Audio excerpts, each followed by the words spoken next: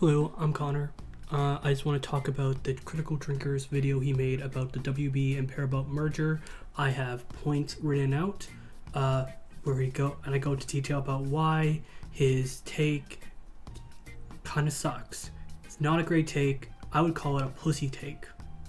You know what is a pussy take? Anyways, here's the video, and I'll have the clip play that I'm talking about, the part of the video I'm talking about, the clip, and then I'll have my response right after.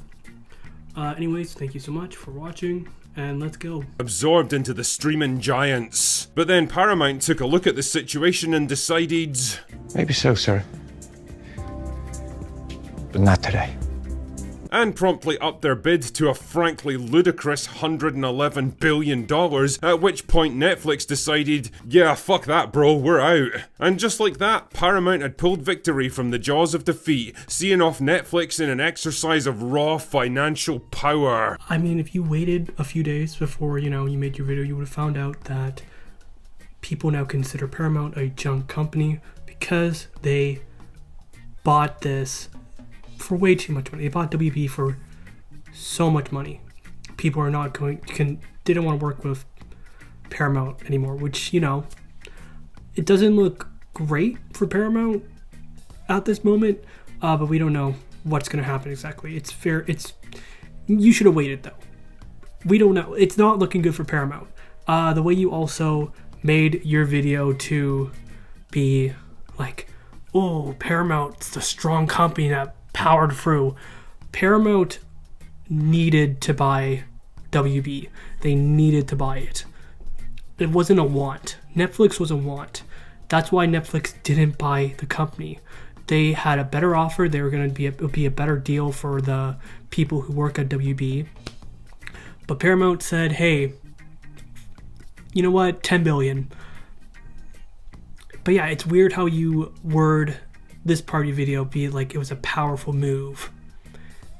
It wasn't. It was just kind of like we have money, give me your company,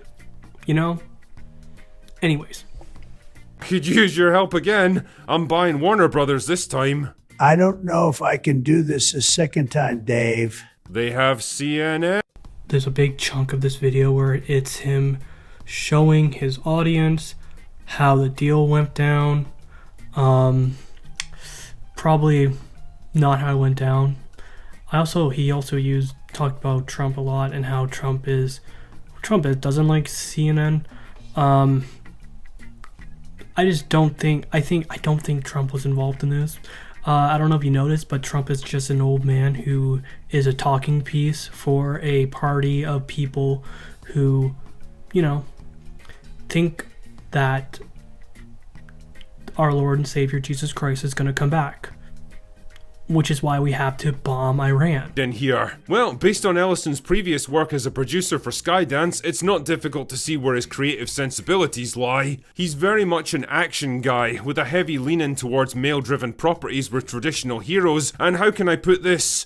I don't think he's exactly a big fan of the message. I do find it interesting that the drinker is against the message, unless, it helps him. I'm not a big fan of this white. He's a big fan of white people. I'm not a big fan of this left-leaning stuff. Unless, it helps me go see a movie with Ryan Gosling in it, then I'm a big fan. I'll say whatever I want. I'll write a good review about it too, don't worry.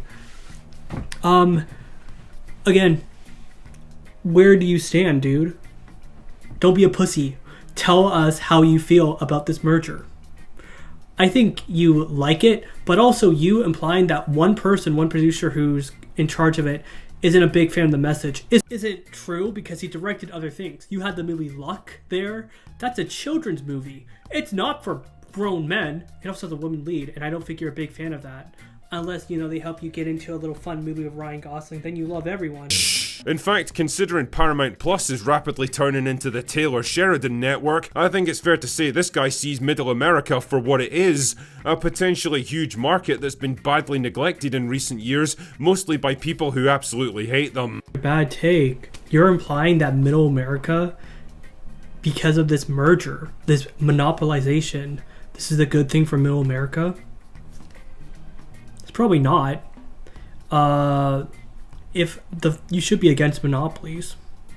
And your main argument of why you should be, your argument for being pro to monopoly in this situation is that middle America isn't being fed movies. They are. Middle America is the biggest market.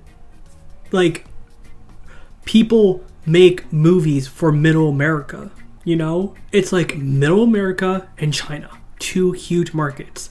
And you are so dumb if you think that middle America's been left out. They haven't been. People have been watching shit. It's your stupid content that makes people think that nothing's good. And that's upsetting. I feel so bad for people who watch your videos who are fans of yours. Because you're a shill. And you tell people to believe this when you go to fucking premieres of movies. And I know I'm going to keep bringing it up because it's shitty, dude. You're a shitty person. Imagine for a moment if there was a network that catered to their interests. Now, as you can probably surmise, the prospect of a multi-billionaire with conservative leanings merging two of the biggest studios in Hollywood together under his personal control went down about as well as expected with the usual crowds. You're just making people fight for no good reason. You are also kind of against this. I picked up from this video. You should be included in the people screaming there. Also, you want to write in Hollywood or whatever. You made a movie. You want to write for it. You want to work in it. A lot of the Writers Society is against this. Actors against this. You should also be against this. People who work in the industry and people who want to work in the industry are against this. This isn't a good thing. But nah, like, you're using, like, the way you're making this video is the left is angry because a big company bought another big company. Nice job, man. Your big brain there. You're against this too. You're included in this. It's not, again, monopolies are not good. Everyone was against Disney buying Fox, you know? We should all be against this, including yourself if you want to work in Hollywood. This video doesn't look good for you, man. Like, what are we thinking here? What's the plan? What's the plan after this? I mean, after this, you did get to go to a fun little premiere, so I'm kind of jealous. But now what? Are you going to write for other people? I don't think a lot of people want to work for a guy who, you know, when a lot of people are angry, a lot of people are getting fucked over with this. He makes the left leaning people screaming joke. That was a joke 10 years ago. I mean, it's funny for you because you're just on Twitter all the time. Unless you go to a fun little premiere. But come on, man, get better jokes. This shit sucks, and you also should be against this. And I gave you reasons why. But yeah, man, nice job. Nice job. You really got them. You really got everyone. And yeah, I guess I am triggered. I'm more so triggered just because it was a stupid joke. And you're not a good writer if you think that's funny. Kurtzman trek from orbit, decanonize every show they've ever sharted out into the world, and have the entire secret hideout team forcibly escorted out of the building. Drinker. Where are you going, man? We gotta stay focused. You're not talking about Star Trek right now. You're talking about the Paramount, winning. Why are you talking about Star Trek? It's because it's a topic you can talk about right now to, keep people watching your video.